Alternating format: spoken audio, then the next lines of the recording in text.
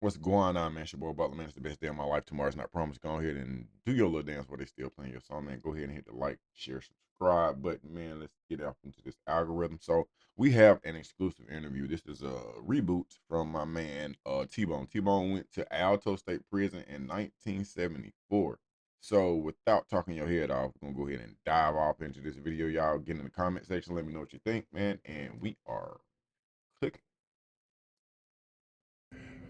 Okay, so you was at Alto back in the day. Yeah, I was in Alto back in the day. What year? What year was that? I was in Alto. I got tried as an adult, and they sent me when I was 16, and it was in '73. Oh man, that was man. 4 years far. I was born. Man, that thing was big. It was an experience because it was my first time. What was the charge? The charge was armed robbery. Well, back then we was robbing. I had this guy that we used to do burger bites when we were young, and we had got so good with him being popular to another guy that used to work with. He was a news person, and he knew a lot of people. They'd have these dinners, $100 dinners and stuff, and he would go to their house and befriend them, and he learned of their valuables like old coins, stamps, stuff like that. So what he did, he got with me and my partner and paid us to hit these people. And he would tell us what they got, and he said, "No, I don't care what you need, get out the house, everything yours, but make sure you get this." Yeah. And so what we would do, we'd go in there and take the people's stuff, make sure we get his stuff to the side, and he would take their stuff. Yeah. Well, one night we did it, and it just so happened that these people had a garden keeper. Okay. And we didn't know. So when we had now taken stuff, something told me to turn around. What part of town was y'all in? We was in like up in Buckhead, 7th Street, stuff like that. You know, that was the white folks. Rich area back you then. ain't had no business over there. No business. And so what happened is the place was so big. I mean, this thing was like a mansion. Yeah. And we thought that the other parts of the house was a house, but it was where his maids and Butler and them stayed. Oh man. And so when we getting it, I heard the noise. And something told me to look around. Man, do you know this old cracker had this 12 gauge tipping in there. And man, when I got a chance to get to him, I whooped him. I whooped him. Because I'm thinking about Dr. King. I'm thinking about Malcolm X. I'm thinking about anything because he's a cracker. I said, he's going to try to hurt us. Yeah. And it ended up, it was a bad thing, and they tried us as an adult because they said it was too serious of an act. Okay. To treat us as juveniles. And they bound us over it, man. I caught it, man. I gave it, and I caught hell in Alto. How much time did they sentence you to? Well, they gave me, back then they gave me 10 years to serve 4 on probation. Okay. And that was a big sentence back then. Yeah.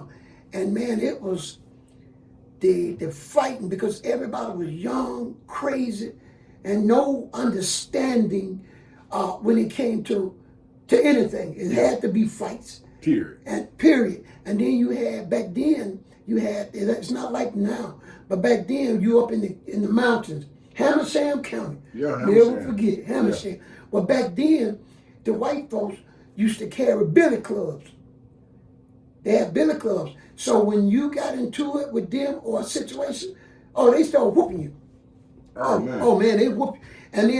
And especially if you try to have some kind of buck, man, they bring you downstairs and right beside the office, and they were chewing tobacco back then. Yeah. Goddamn, bring them up down here. And they had we called a bullpen, which was right next to the office. Man, they would bring you down there, and it was in the annex, so you have to go up a little hall in the, and they don't let nobody, because you didn't move around no way like that. But they made everything on hold, feeding, depending on what time they get you. Yeah. Child time had to wait. Them crackers to get together and talk about, and they'd come in there and beat you. Man, I got whooped like crazy. And I'm fighting, but I'm hollering, ow! And I'm fighting back. Yeah. And I still got it today. The guys here. Yeah. And other bruises today. And that was back then. And I still got it today. And So once that happened, I got angry. I said, I'm gonna get back at them. But then they had me, I don't know if anybody remember, that then they had your detail was taking care of hogs or cows. What? Yeah, and when you get in there, you have to pull the tuts of the hogs.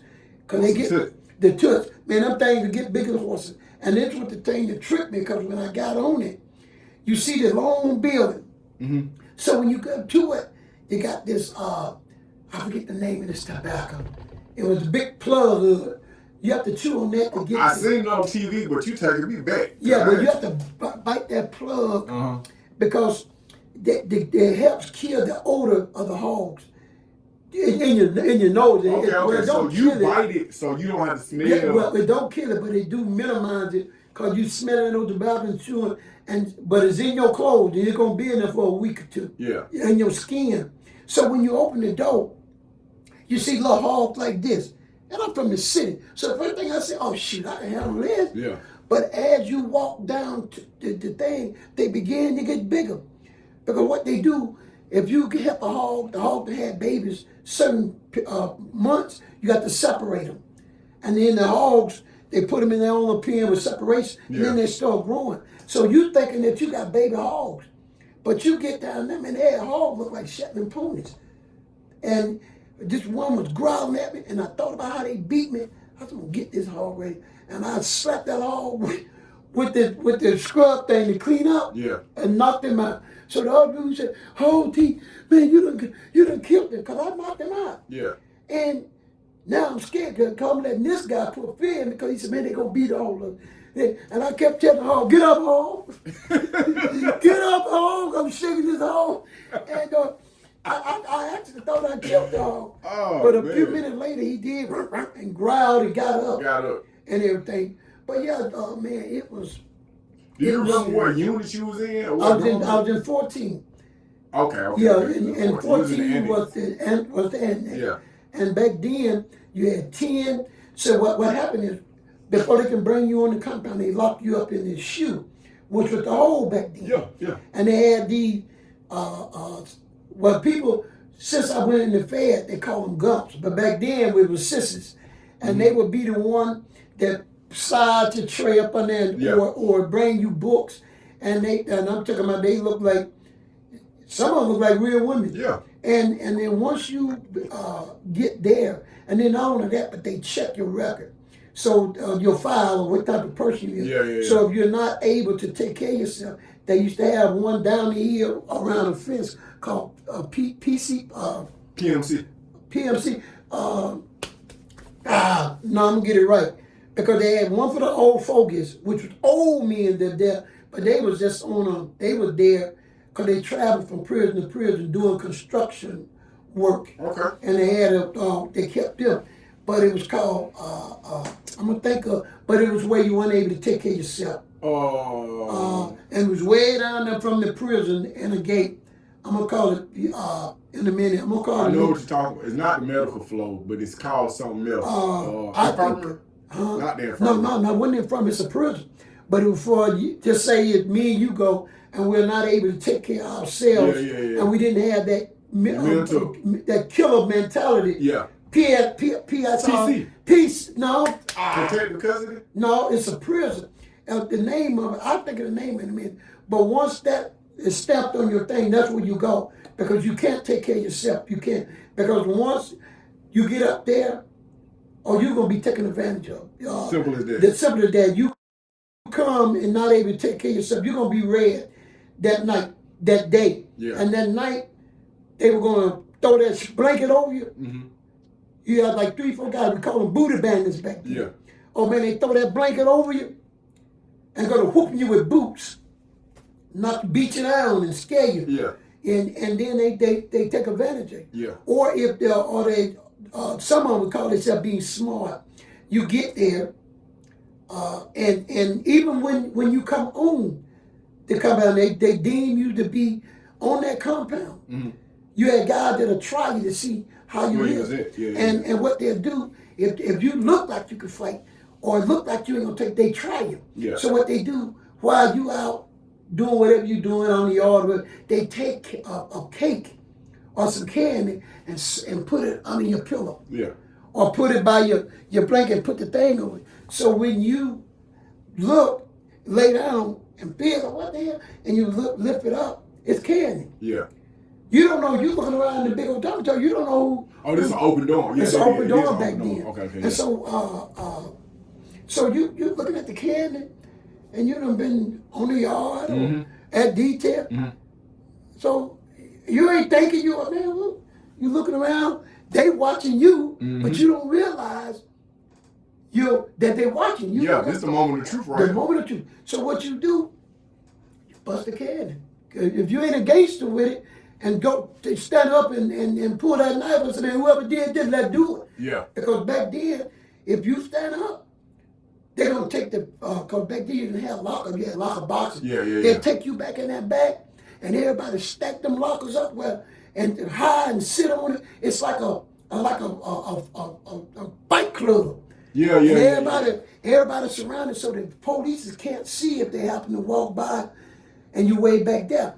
And then you got your bandits. So while you getting ready to fight, and they had a fight game too called, the guys that been there for years, they called it air toe shuffle. Yeah. That's right. Throw them hands.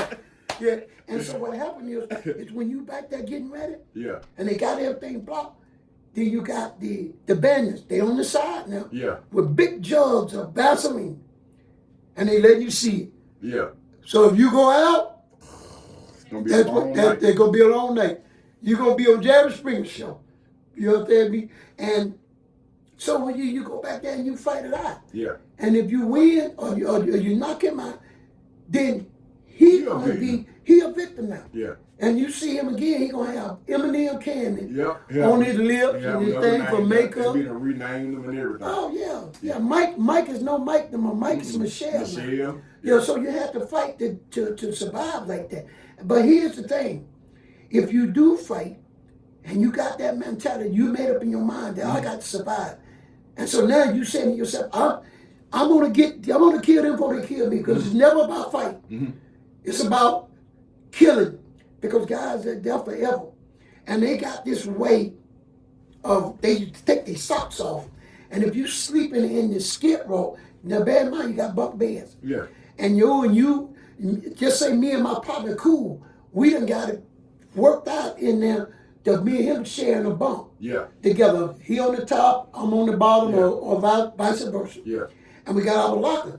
But if he got an issue with somebody, them brothers they got so slick and crafty to where they take their socks off.